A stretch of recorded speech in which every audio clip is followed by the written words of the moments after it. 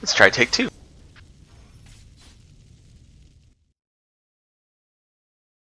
Hello everyone, this is Devious Hostile bringing you my first guide. It's a Neverwinter online guide for the Guardian Fighter, going for a tank hybrid DPS spec. Currently, with the current meta in the game, and this video is as of the 15th of May 2013, so hopefully this will be outdated here shortly. But with the current meta in the game, there is no true threat generated by the tanks. We have no true full-on taunt that has a short enough cooldown. So what ends up happening is we have to figure out ways to maintain enough threat that we can maintain most of the aggro throughout a dungeon. Now, I've cleared up through and finished Castle Never at this point, which is the highest level content.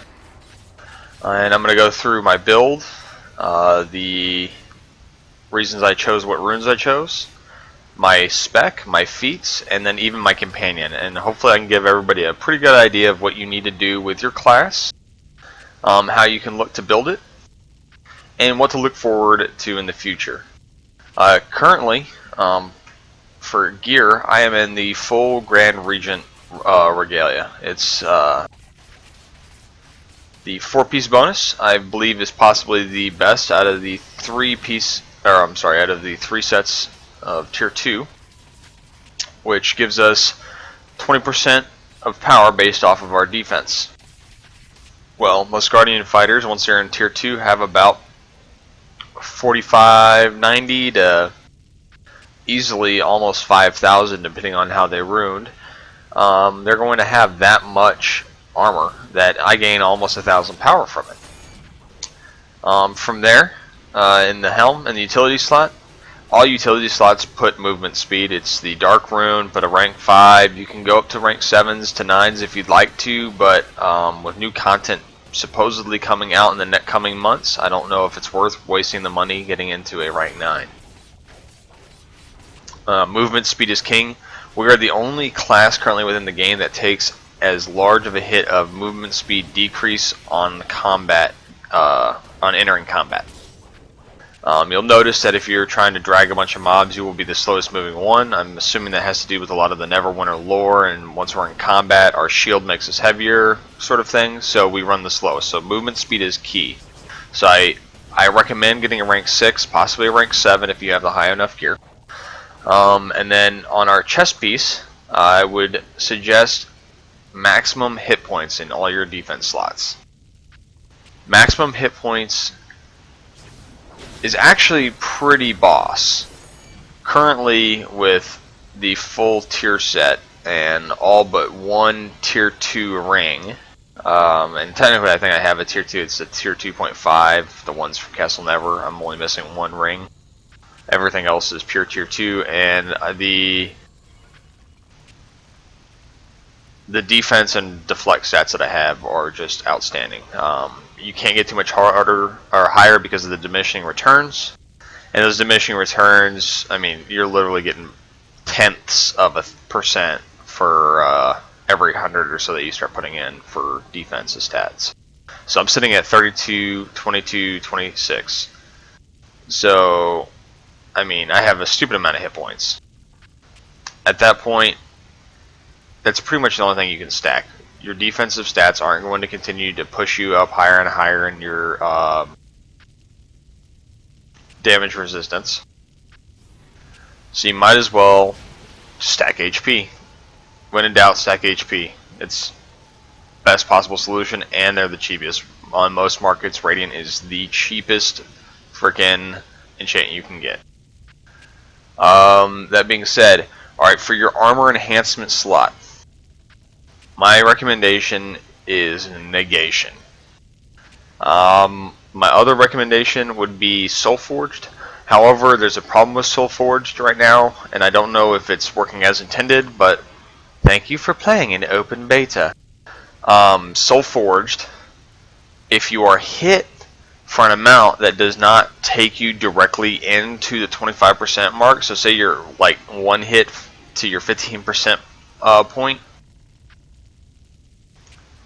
you're going to not activate the proc. I did some very extensive testing with it in some of the dungeons, and it wasn't activated for a full minute, timed it and everything, would get hit, and then for some reason I would not get the benefit even though I was hit for up more than 25% of my life. So that being said, you should probably look at going with the negation, because most boss fights, at least the harder bosses, run longer than 10 minutes. So that means once every 10 minutes you're going to get a good freaking 10%, I think it's 10%, yeah, 10% damage resistance buff. That's huge. That's equivalent to about 1,000 plus defense. So, alright, obviously arms, utility, that's another movement speed. Alright, and then I have Longsword of the Steel Bulwark currently, working on the Dracolich drop from Castle Never. Once I get that, I will be swapping out, obviously. And then the Longsword of the Steel Bulwark, I have a Silvery Enchantment, which is the plus recovery, and I rock all recovery in my offense slots. Recovery is huge. Some of our abilities get down to a 6-second cooldown and lower. I mean, I can lunge pretty much by the time I get done running through my rotation of encounter abilities. It's pretty easy. From there, in my weapon enchantment, I have a regular Plague Fire, the one that you make after you use 4 lessers. The Plague Fire enchantment is the best tanking enchantment you can get. Debuffs currently in this game generate a high amount of threat. It's why clerics pull a lot of threat, whether they're healing or debuffing. Either way, they're going to pull a lot of threat. Debuffs pull a large amount of threat. It's a significant portion of your weapon damage, and it adds up. I know on Corundax and some of the other dungeons, I've watched my burn effect from that stack up to well over 100,000 in damage because I'm able to stay on target for so long. The other big thing about it is a lesser is 5% defense reduction 3 times stack, so 15. My regular is 10, so that's 30%, and then the greater is 15%, so that would be 45% total damage reduction. That plus the use of Tide of Iron can be massive amounts of just weakening the boss or whatever target you're trying to take down initially. It also works in PvP. Alright, from there, I have the Archon Shield, because the Archon Shield, even though it's level 58, is currently broken, probably a typo, but there's 18 AC on it. 18 AC is more than most of the wizards in this game have. Actually, I think the only class that might have more than 18 AC is the Cleric, and I think they're sitting at around 22. So, that's like adding a whole nother person on you. It's at this tier of gear, it is about 5% of your damage resistance. You get this shield. It is the best shield in the game currently. It might be level 58 and easy to farm out of normal Corundax. It is still the best shield in the game. A lot of people are retarded and have it freaking up on the auction house for like 58, 80. Buy that shit. Hold on to that shit. Sell it once they go back up, because it is the best shield in the game, bar none, hands down. Alright, on the boots, utility slot, obviously it's Grand Region. As you can see, all of my stuff was of the Grand Region. Best set for a tank. The only other one that would be viable, I think, to get would be the High General's set. Other than those two, Timeless is kind of a waste. I wouldn't go into it. Alright, that being said, onto the necklace slots. I'm currently rocking a Ancient Brawler's Necklace of the Guts, Power, Defense, Deflection. 3 main stats. Pretty, hard not to go with that. Since it's a offense slot, I put in Recovery. Alright, and then I went with Grand Fugitive's Ring of Revolt. I will be replacing this with an Ancient Ring of Revolt because I want to kind of got into a good groove and want to maintain what this is, it'll be just plus a couple of stats, but it gives me max HP. It gives me the offense slot for recovery. I get a little bit of deflection out of it, which is not a horrible stat, but it could be better. That being said, I have a Ring of the Burning Light, HP, defense, deflection, and a defense slot. So that ring has, I think, more defense than my boots. So it's a pretty good stat combo. And then onto my belt, max HP with maximum HP in my defense slot, plus defense and deflection. I also have the Gem Exquisite shirt, as well as Exquisite pants. And same thing goes, max HP and recovery in the offense. So, as you're coming into your tier 2 gear, you're going to be shifting your stats around quite a bit. You'll go one day where, oh my goodness, I'm at 5,000 power. The next day you're going to be at, why am I at 2,000? Just be conscious, you're going to have to spend a lot to maintain some of that min and maxing. Once you maintain that, you can literally start finding the exact upgrade for what you're looking for and replacing it with that exact upgrade. Alright, on to my powers. Alright, so this is where the game becomes a little bit fun. Alright, as you're leveling, you're going to have to take some different ones, but go ahead and I believe everybody gets a free respec once they hit 60. If not, spend the $6, get yourself right, because a lot of these abilities are not negotiable to be able to play as a tank in this game. Alright, you have Cleave maxed out. Cleave is your hardest hitting. You will do the most damage with Cleave before anything else. You can literally, in some ad fights, just turn in circles and just hit Cleave all day long, maintain all of the aggro, and do shit tons of damage. Alright, Tide of Iron, all the way up. It reduces damage resistance. This is the best ability you have. Spam this shit on huge mobs. It stacks with your fucking Plague Fire enchantment. Alright, then we go with Lunging Strike. Hard hitting, short cooldown. This thing will crit for upwards of 20k if you hit. Alright, you have Villain's Menace. Villain's Menace is your best daily ability. It makes you immune to CC for the most part. There's a few things in the game that will still get you. However, you have a reduction in knockback, and it increases your damage. This is huge. It doesn't have a maximum target counter, so if you're playing with a Control Wizard and he's bringing in an Arcane Singularity, wait for them all to get up in that Arcane Singularity and then hit your daily. You will crit for frickin' 6 to 10k most of the time on every single one of those mobs. Just outstanding amounts of damage. That's huge amounts of threat. Alright, then you have Shield Talent. Shield Talent, max this out, increases your guard up to 15%. Alright, it comes into play. I know a lot of people don't like our shield mechanic, and I'm kind of in somewhat of an agreement. But get the increased block. It does help eventually. Alright, Enforced Threat. Enforced Threat, it's our only quote-unquote taunt. It has a 5 target maximum, and it doesn't always work.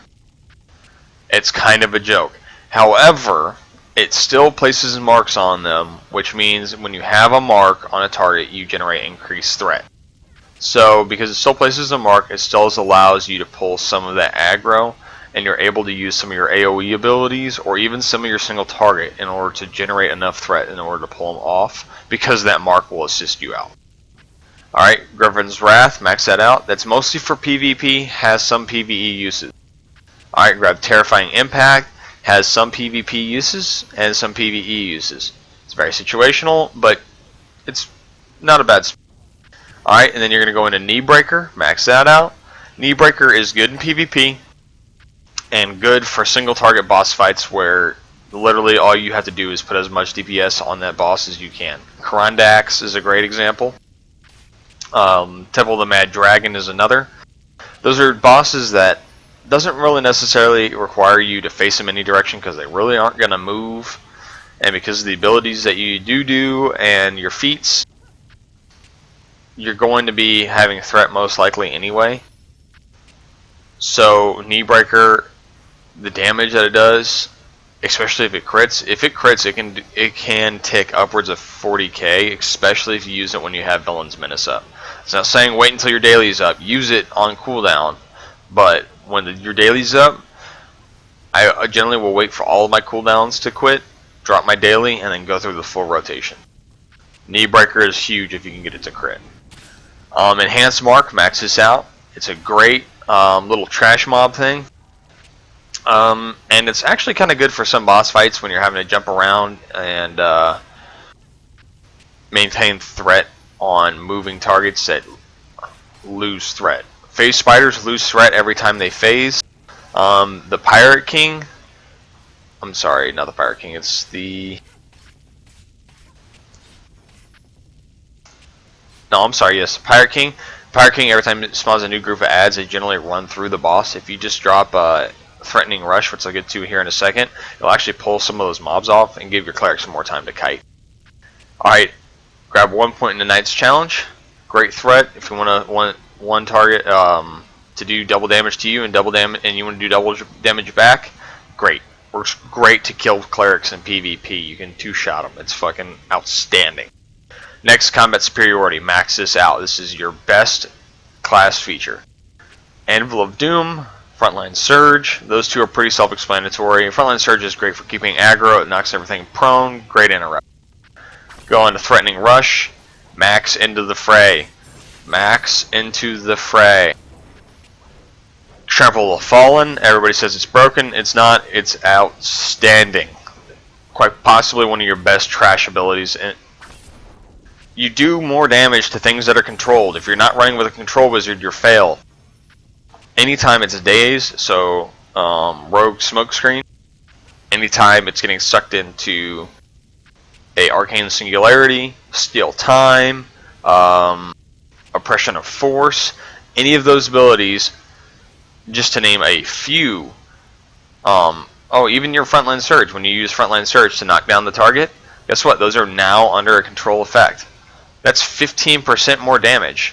That's 15% more damage, and when we get into our feats, you'll see that it's also more damage than that, and it's considered or converted directly into threat. Alright, next daily is Supremacy of Steel. This one is great. It's Thornmail, if anybody's a League of Legends fan, Thornmail OP.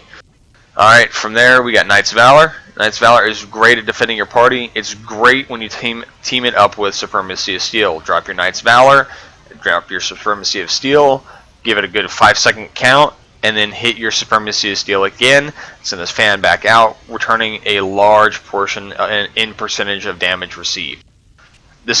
Knight's Valor is great for saving your party. Even if you're not necessarily going to be pulling all the threat off of them, you're reducing their damage by 50%. You couldn't ask for a better ability to do that. It's on a short cooldown, and it lasts for almost 10 seconds. Alright, Bull Charge. This is mostly for PvP. Has very limited use in PvE, except for the final boss in Castle Never, which if you watch my video on that, you'll see how I use it almost exclusively the entire fight. And then you have Indomitable Strength. If anybody, whoever watches this video, buys or spends the talent points on Enduring Warrior, you should probably either hang yourself or borrow your dad's shotgun and kill yourself. This is the worst class feature. I hope someone from Neverwinter is watching this. Cryptic, why you put this as a Paragon Power A, and at the end of our talent tree B, who made this ability? Replace this with something useful like threat generation. You stupid, stupid game designer. Alright, on to feats. Alright, this is really simple, stupid. Alright, toughness, strength of focus, get those two. You want more strength, because it increases the amount of your block, and it increases your damage. You have to be retarded not to take that. Maximum hit points, duh. Alright, armor specialization. Increases the effectiveness of AC and defense. If you're a human, this is huge, because it's 3% more, so it's actually 18% on your defense once you get this. Alright, and mind you, I do play humans, so that does give me 3 extra points. You guys are kind of sucking. Alright, if you are not human, You will not be taking grit. Alright, shield resurgence. Alright, whenever you're kicked back, knocked down, put into a friggin' spell, whatever, you get shield resurgence. You gain 4% of your hit points over 10 seconds. It's kind of just an easy, quick heal. It can't happen more than every 30 seconds, but you'll find that if you're losing your block, or even using it to lose it like that, you're going to have about 30 seconds of recharge time, and then your block's going to be back up. It's not a huge heal, but it's enough to keep you going. That's the biggest thing with it. Alright, obviously you're going to grab Potent Challenge. That's 15% more threat generation. And then you're going to grab Powerful Attack. Alright, 10% more damage for your at-wills and encounters. That's a lot. Alright, if you're human, take Grit. Alright, you gain 3% of your maximum hit points and temporary hit points when you're healed by a player power. Alright, so anytime your cleric heals you, or a control wizard with one of their abilities, it has the ability to put on a heal every time it receives damage, that kind of thing. It's going to give you temporary hit points. Alright, that goes into our Paragon tree, where when we get temporary hit points, we do 15% more damage. So, temporary hit points are huge for us. We have a lot of abilities that can do it, that can make or break your damage throughout a dungeon. Alright, so, take measure. When you are crit, you gain temporary hit points. Goes back to what I was just saying about temporary hit points. 15% more damage. Because I have this, and because I have grit, I gain temporary hit points. By the way, Shield of Resurgence can also proc grit. So, pretty much every minute, I'm going to have temporary hit points. That's not including abilities that clerics have that give you temporary hit points. So you're going to have 15% more damage fairly frequently. Alright, from there we're going to go into Cruel Cut style. 15% more damage for Cleave. On a Tactical Superiority, you got 5% more damage on your Tactical Superiority class feature.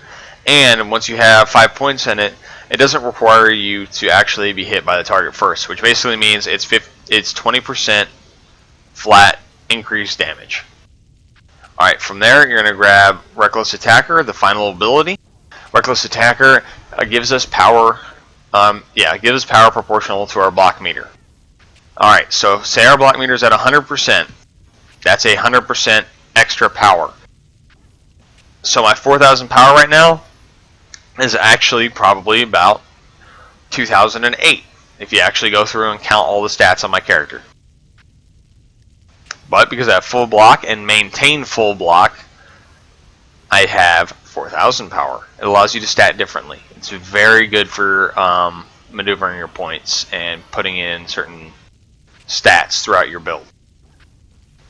Okay, alright, then you have a Fight On down in the Tactician tree. Alright, 10% cooldown reduction on all of your encounters. It makes up the need to absolutely 100% stack Recovery. Now, Recovery is still a great stat, and I still encourage you to get it, which I'm currently in the process of stacking. I think I'm at about 1,500 right now. But that 10% cooldown is base and doesn't count in part of the diminishing returns in Recovery. Alright, and then you're going to use your last 5 points in Battle Trample. Alright, this goes back to Trample of the Fallen. Alright. 25%. I'm sorry, you will deal 25% more damage and gain 25% more physical damage and threat. Huge. Huge. It's why I love Arcane Singularity. It's quite possibly the best best ability in the game.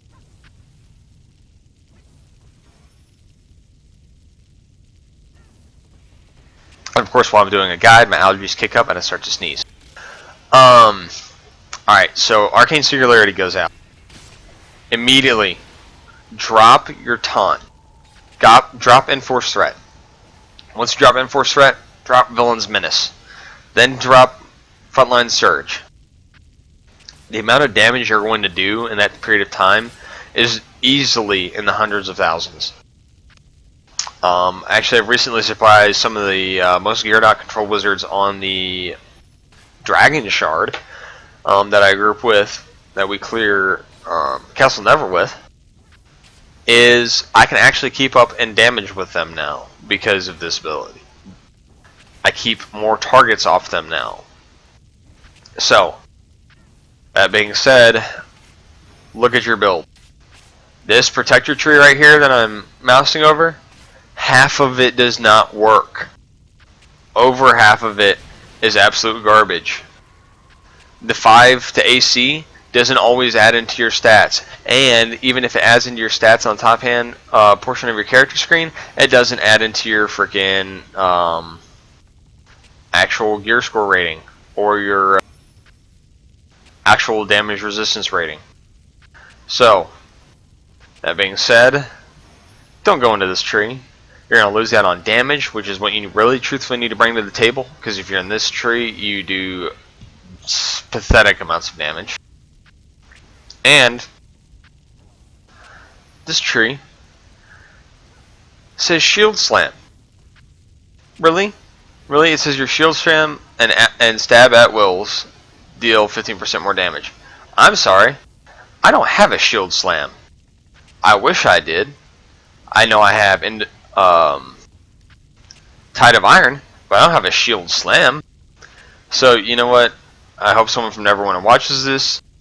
This tree is fucking broken.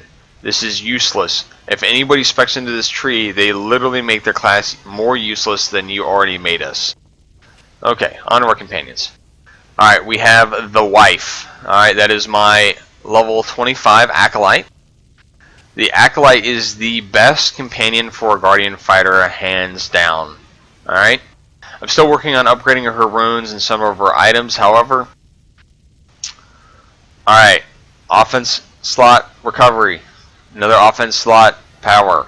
Just put some power, put some recovery, it increases her abilities a little bit, and the recovery helps her out. Obviously, in your defense slot, you're going to put the just 7% pet stats. Alright.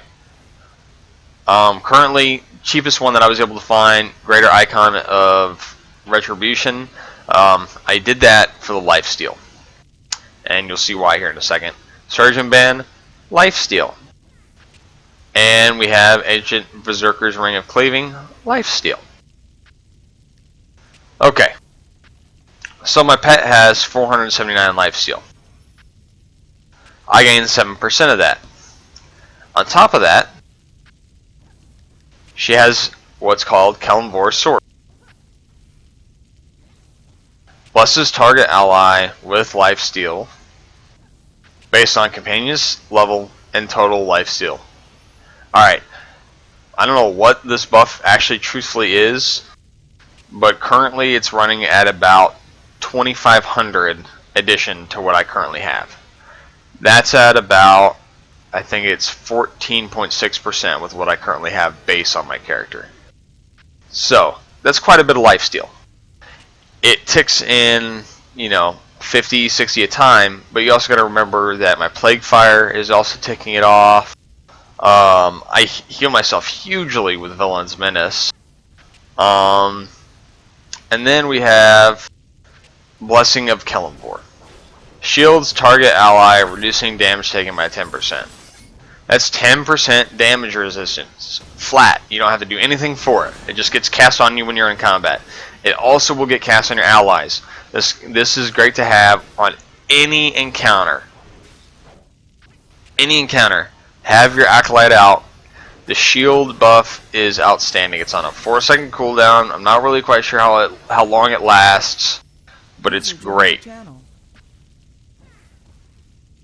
I would severely spending the AD or spending the Zen and get the Acolyte of Kelenvor.